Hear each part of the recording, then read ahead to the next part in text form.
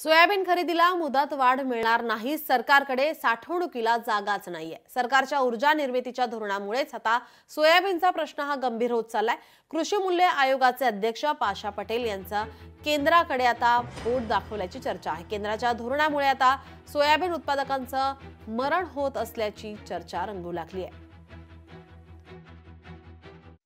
सोयाबीनच्या दराचा विषय मुदत वाढण्यात नाही। मुदत वाढून हा प्रश्न सुटू शकत नाही।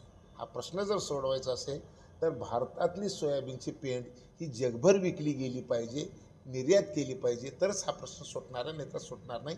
आणि हे 25 वर्षात पहिल्यांदा अशी परिस्थिती तयार झालेली आहे। याचा आता गांभीर्याने विचार करण्याची आमच्यावर वेळ आलेली आहे आणि आम्ही त्या दिशेने विचार करू।